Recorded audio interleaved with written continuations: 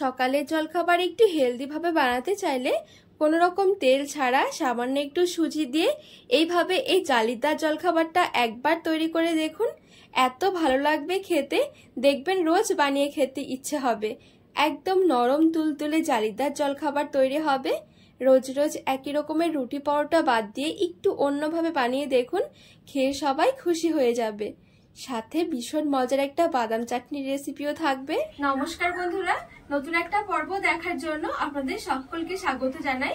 আজকে সামান্য একটু সুজি দিয়ে ভীষণ মজার একদম হেলদি টেস্টি জলখাবার তৈরি করে দেখাবো। সকাল হোক বা রাত, যে কোনো বেলার জন্য ভীষণ মজার, একদমই সহজভাবে ঝটপট বানিয়ে নিতে পারেন, খেতেও ভীষণ ভালো লাগে।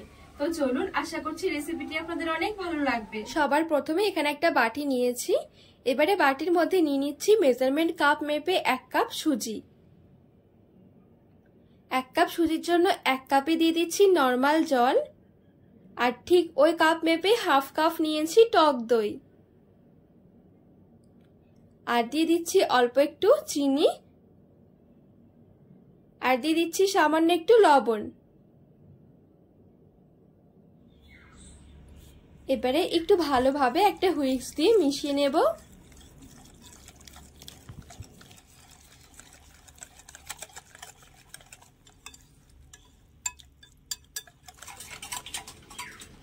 তো খুব ভালোভাবে আমি সবকিছু নেড়েচেড়ে একটু মিশিয়ে নিয়েছি, আর দেখবেন সুজিটা মেশাতে মেশাতে আগের তুলনায় অনেকটা নরম হয়ে আসবে। এবারে এদিকে আমি একটা মিক্সির জার নিয়েছি।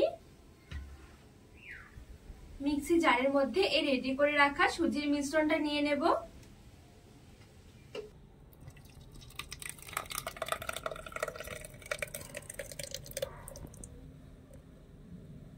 তো এই দেখুন, এখানে আমি সবটুকু মিক্সি জারের মধ্যে নিয়ে নিয়েছি। এবারে মিক্সির ঢাকনা লাগিয়ে 1 মিনিটের জন্য একটু ব্লেন্ড করে নেব। তো এই দেখুন, আমি এখানে খুব সুন্দরভাবে একটু ব্লেন্ড করে নিয়েছি। এবারে একটা বাটির মধ্যে নিয়ে নিচ্ছি।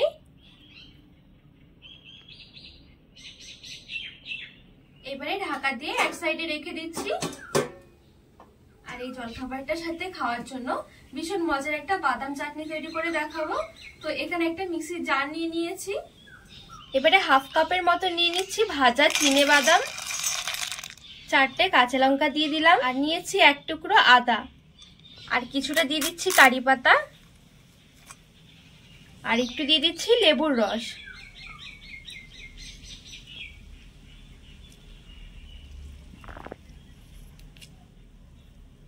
আর অল্প একটু দিয়ে দিচ্ছি লবণ, আর একটু দিয়ে দিচ্ছি চিনি, আর অল্প একটু দিয়ে দিচ্ছি জল।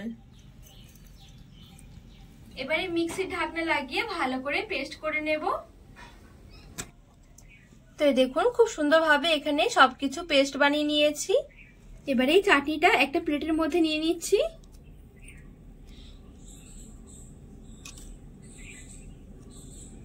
চাটনির মধ্যে একটু তড়কা দেব, তো সামান্য একটু কড়াই তেল দিয়ে দিলাম। তেল গরম হয়ে গেলে একটু কালো সর্ষে দিয়ে দিচ্ছি, দুটো শুকনো লঙ্কা, কয়েকটা নিয়েছি কারি পাতা। তো এখানে খুব সুন্দরভাবে তড়কাটা রেডি। এবারে চাটনির মধ্যে নিয়ে নিচ্ছি, হালকা করে একটু মিশিয়ে দেব। তো বাদাম চাটনি একদম রেডি, আর দেখতেও দেখুন কতটা সুন্দর লাগছে, আর এই চাটনিটা খেতেও ভীষণ ভালো লাগে। তো এবারে চাটনিটা এক সাইডে রেখে দেব। আর এদিকে যে সুজির ব্যাটারটা ঢেকে রেখেছিলাম, মোটামুটি কিছুক্ষণ রেস্টও হয়ে গেছে। খুব বেশিক্ষণ রেস্টে দেওয়ার দরকার নেই, যতক্ষণ চাটনি তৈরি করতে টাইম লাগবে ততক্ষণই আমি একটু রেস্টে রেখেছি। এবারে এই সুজির ব্যাটারে আমি এখানে 1 টেবিল চামচ নিয়ে নিয়েছি ইনো। ইনো না থাকলে বেকিং পাউডার আর একটু বেকিং সোডা দিয়ে দেবেন, তাহলেও খুব সুন্দর হবে। এবারে এই ইনোটা দিয়ে একটু ভালো করে নেড়েচেড়ে মিশিয়ে নেব।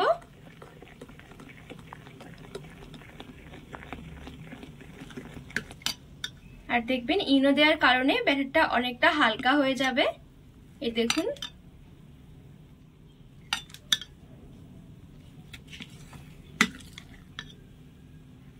এবারে গ্যাস সরিয়ে এদিকে আমি এরকম একটা গোল টাইপের কড়াই নিয়েছি। আপনাদের হাতের কাছে থাকা যে কোনো কড়াইয়ের মধ্যে কিন্তু তৈরি করতে পারবেন। আর এখানে টিফিনগুলো তৈরি করতে কোনো রকমের কিন্তু তেলের দরকারই হবে না। এবারে এদিকে যে আমি ব্যাটারটা রেডি করে রেখেছি, এখান থেকে 1 হাতা মতন ব্যাটার নিয়ে নিচ্ছি। এবারে কড়াইয়ের মাঝখানে দিয়ে দিচ্ছি আর এইভাবে করে একটু গোল করে ছড়িয়ে দেব।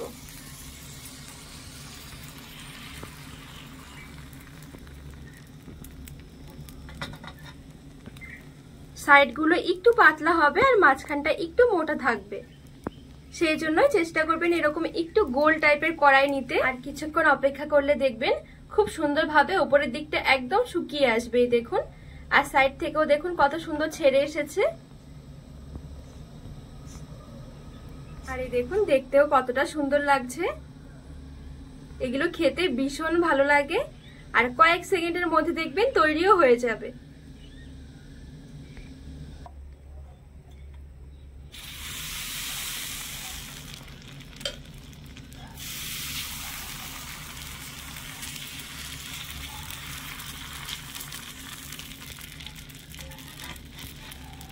দেখুন এটাও কিন্তু খুব সুন্দরভাবে রেডি হয়ে গেছে। উপরের দিকটা দেখুন খুব সুন্দরভাবে কিন্তু শুকিয়ে গেছে। এই দেখুন কতটা সুন্দর লাগছে দেখতে।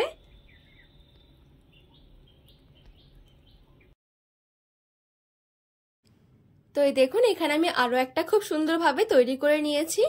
একদমই অল্প সময়ের মধ্যে কিন্তু এই জলখাবারগুলো তৈরি করে নিতে পারবেন, কোনো রকম ঝামেলা মনে হবে না।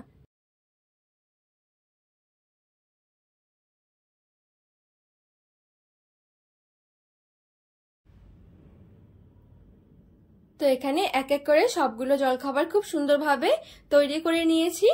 এবারে একটু চাটনি আর একটু সস দিয়ে সাজিয়ে নিয়েছি। আর এই দেখুন দেখতে কতটা সুন্দর হয়েছে আর কতটা জালিদার হয়েছে। এগুলো খেতেও অনেক বেশি ভালো লাগে। কোনো রকম তেল ছাড়া ঝটপট তৈরি করে নিতে পারবেন। সাইডগুলো একদম মুচমুচে থাকে আর মাঝখানটা একদম নরম তুলতুলে। একবার হলেও বানিয়ে দেখবেন, খেতে ভীষণ মজার। আর সাথে যদি এরকম একটু বাদাম চাটনি থাকে তাহলে কোনো কথাই হবে না, আরো বেশি ভালো লাগে খেতে।